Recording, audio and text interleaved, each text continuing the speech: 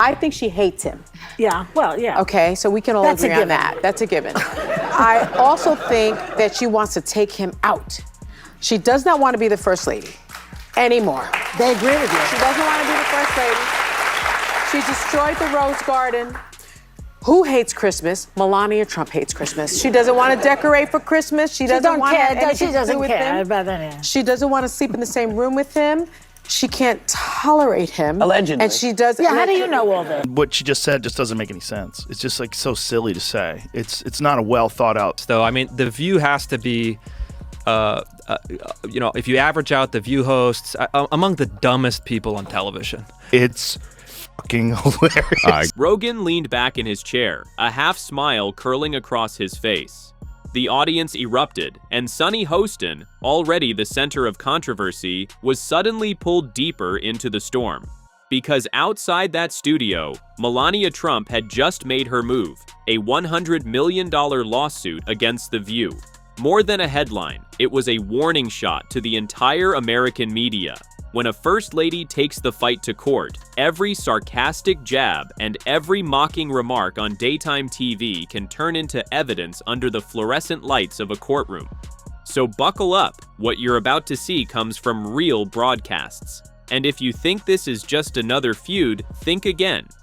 Sunny's remarks lit the fuse, and this battle is only getting started. Let me go to my legal notes. Yeah, please. Trump has denied ever having an affair with Stormy Daniels. That's the only part? You can't have a felon, a liar, a serial cheater. You know, he had Melania next to him, his third wife, who he cheated with Stormy Daniels on while she was pregnant. I think he stands against everything and flies in the face of it. Everything that a Catholic believes and holds dear. He is not a faithful man. Trump has denied ever having an affair with Stormy Daniels. Oh, that again? Newsroom TVs flickered with the same clip on repeat. The View panel laughing, tossing words that felt more like darts than commentary. For Melania, it wasn't the first time she'd heard whispers. But this time, one host pushed further, painting her as a woman trapped in a marriage she couldn't stand. Maybe even wishing her husband gone, on live television, in front of millions.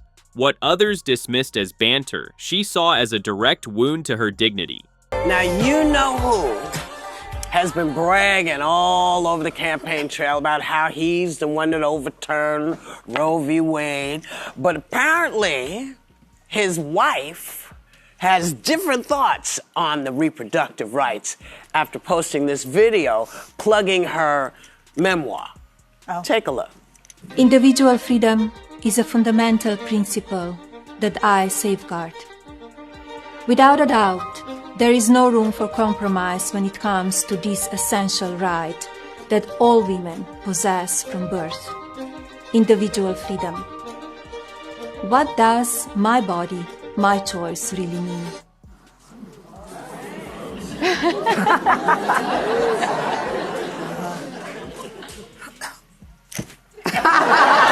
You know, she'll talk him into. The only problem is she doesn't talk to him. A clip rolled, Melania's own voice, steady and deliberate. For a moment, it sounded like a serious reflection. But the moment didn't last. A burst of laughter cut across the set, drowning out the weight of her words. But the exchange didn't end with Sunny. Around the table, the laughter spread. And that's when the fuse was lit.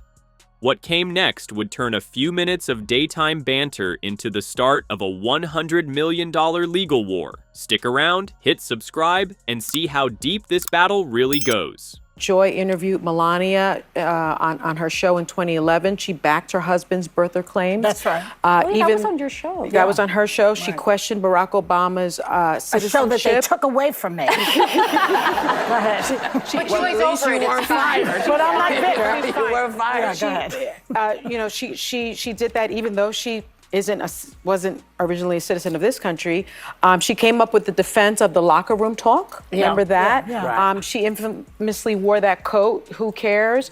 And she even said, I think that was homage to Joy. So what? Who cares? Yeah, who cares? I really don't care. Version of that. Yeah, I really don't care to you. And then she said, who gives a blank about Christmas stuff and decoration? Imagine the scene. A glossy New York studio, coffee mugs on the table, and yet the conversation veered straight into territory you'd expect in cross-examination. Sunny recited past controversies like charges read aloud, birther claims, locker room talk, the coat with the infamous slogan, even the complaint about Christmas trees. Each line was punctuated by Whoopi's quip or Joy's laughter, like judges on a panel nobody had elected. She's got this book, right? Which is her memoirs. She says she's telling her side of the story. It's like a coffee table book. Yeah. So what? Look, I agree with you in a way. It's like I would like to do. I'm making an announcement. I'm doing some porn for the blind. I was going to say that one of the problems with this whole thing is that when she was the first lady, you could only refer to her as a former model. You could not mention the photos. If you mentioned the photos, you were canceled. And by the way, these aren't just photos. These are erotic, nude photos. But I agree this on is the same thing that took down Vanessa I agree Williams, on the hypocrisy, okay? but And here comes, Anna waved Melania's memoir aside with a dismissive grin, while Joy's offhand joke about porn for the blind left the set in stitches. For viewers, it was late morning entertainment, but for Melania, it was her reputation chipped away piece by piece, the way wallpaper peels when no one is paying attention. And then Sunny went further, dragging old photographs back into the spotlight. In that moment, the scene played like a rehearsal for a much bigger stage, one where those same words could be replayed, dissected, and held up as evidence. I said to my husband that, the language is inappropriate. It's not acceptable. And I was surprised because that is not the man that I know. In one way, it's hard because press, it's very dishonest and it's a lot of lies that they've written also about me as my husband. And you need to defend yourself all the time. As you may heard, I filed a few lawsuits and I'm in the court now because they accuse me of doing stuff that I never did in my life, and they wrote lies, and I will not allow that. I will fight till the end because I don't want that they damage my reputation and my name. By noon, a decision crystallized. In a Manhattan law office, a folder landed with a thud. On its cover, $100 million. No press conference, no public statement, just papers ready to turn casual chatter into a courtroom showdown. And somewhere across town, Joe Rogan watched it unfold and smirked. For him, this wasn't just controversy, it was the moment daytime TV collided headfirst with reality. It is the show that people love to hate. Yes, that's true. That's true. They get so much hate watching and hate watching viral clips of them saying ridiculous things. I mean, it is a rabies-infested hen house. The real fans of The View that are like, oh, these ladies are on point. Most of those people can't leave the house. I think the problem with that show is that show has this very specific ideological bubble in which they operate in. And they always bring on a token conservative woman and they yell over her and silence her. The lights in Rogan's studio cast a sharp glow, and on the monitor, an old clip began to play. There was Trump, years earlier, walking onto the View stage to hugs, smiles, and a chorus of "Our friend Donald Trump." The crowd clapped like he was a rock star, and the host leaned in as if basking in the glow of celebrity. One of the things I wanted to talk to you about, I wanted to play this, but we decided we shouldn't play it. We don't want anybody to have any sort of way to get it down. The episode of you when you were on The View, when you were running for president. Right. Donald Trump is a billionaire, a real estate mogul, and a television star. But does he really want to add President of the United States to his resume? A lot of people would like him to. You got introduced as our friend Donald Trump. Please let's find out, and please welcome my friend, Donald Trump. That's right. Whoopi Goldberg gives you a big hug and a kiss. Joy Behar gives you a big hug. Barbara Walters gives you a big hug. They all loved you. We're so happy to have you. Whenever you're on with us, we're very happy. We love it. They're talking about you in such a favorable light. The audience was cheering, and then you actually started winning in the polls, and then the machine started working towards you. Joe Biden knows how to do this. Trump. Trump. Yeah. He tends to just... But Can I mention? He pointed out what many had noticed, but few said aloud. The show had flipped its script. The same people who once kissed cheeks and showered compliments had, when politics shifted, redrawn Trump and Melania as villains. Rogan leaned back, voice low but sharp. It's hilarious. A single word that carried more than humor, it carried the sting of exposing hypocrisy. To his listeners, the contrast wasn't subtle. It was theater. Allegedly, he was cheating while Melania was pregnant. That was all. That's not going to come in front of the jury, though. The judge has ruled that won't come up. We're in television now. And then after Melania gave birth to the baby, he found Stormy to strip around with, right? Yes. It's like people should look at him and say, you know, what kind of an insecure jerk are you? You know what I mean? It's like, oh, my wife's pregnant. I'm not attracted to her big belly or something. And now she's paying attention to the baby and not me. She's ideologically driven, and they have blinders on for sure. I don't think Sunny's dumb. But Whoopi is certainly not the brightest person. And what she just said just doesn't make any sense. It's just like so silly to say. It's not a well thought out. It's like if you had an idea for a premise and it was totally baked and half baked and you went on stage with it and just fucking, it's nothing Just there. go for it. The studio felt like it was holding its breath. Rogan tapped the desk, let Joy's remark about Trump's alleged affair play out on the monitor, then leaned in with a look halfway between disbelief and amusement. The crew chuckled nervously.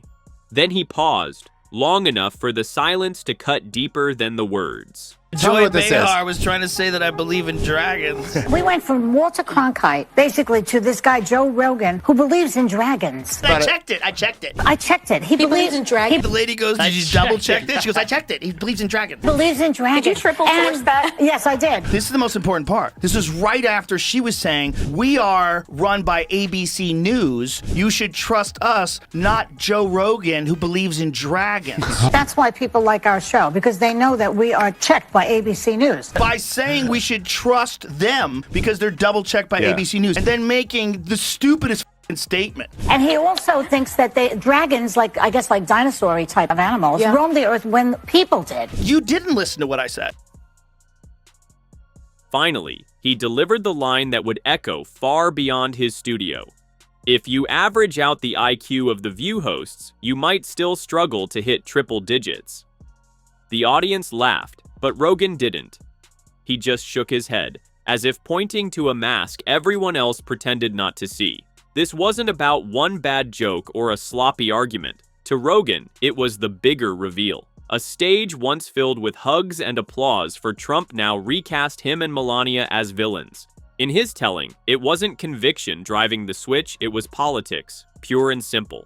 A theater production dressed up as truth. Republicans needed to work to be more supportive of women as pro-family, which they are, he said, and they needed to make that case and earn her trust. And earn trust, and he said that. That was a nice moment in the debate. We're going to talking about it, but I do think that women don't trust Donald Trump because he says one thing and does another. Like he said. So let me ask you this, because I do want to get back to this point with the left and Melania Trump. Why can't she just be her own woman and have separate? And she can. And so why all that criticism? I mean, that was gross from The View. And look, The View is not the litmus test of America. We don't think that. They were afraid of that remark. It wasn't just Rogan calling out the theatrics. On Fox, the conversation turned to boundaries.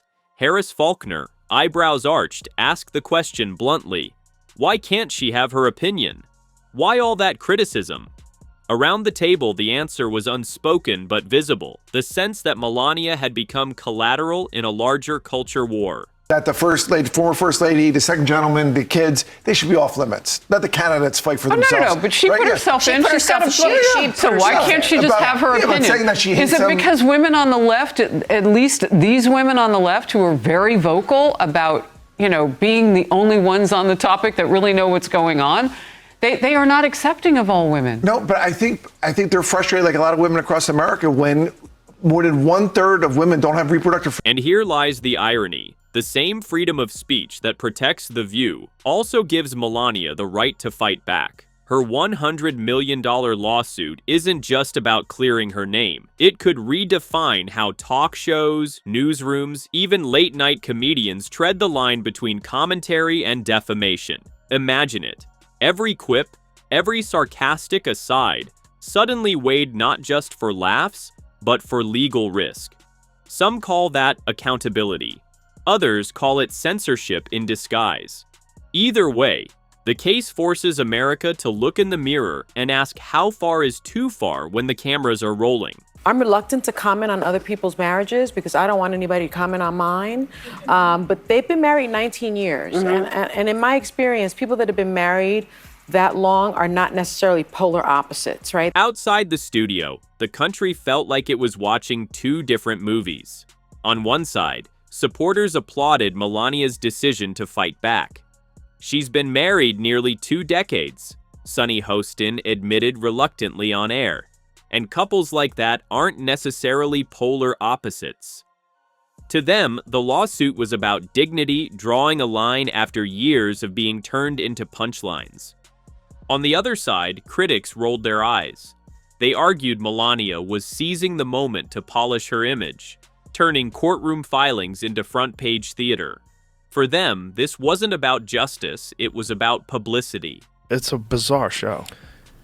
So we had 8 minutes, and America's approach to race, pretty big topic, pretty important topic. I think the way you, before you start, I think the way you described it is brilliant and the way we should all look at it. Of course, you're going to see race. The idea of being colorblind is ridiculous, but treat everybody. They're just human beings. Yeah. Everybody's just individuals. That's right. That's what we should all hope for.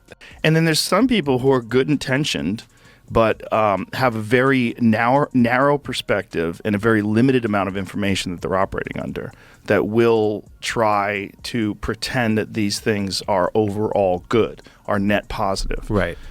And Sunny Hostin may be one of those people. Rogan, in his studio, called the show a bizarre spectacle. He praised the ideal of seeing people as individuals, but warned of those who operate on limited information, mistaking their narrow views for universal truths. He hinted that this was the bigger danger, when shallow takes are dressed up as wisdom and laughter masks the limits of perspective.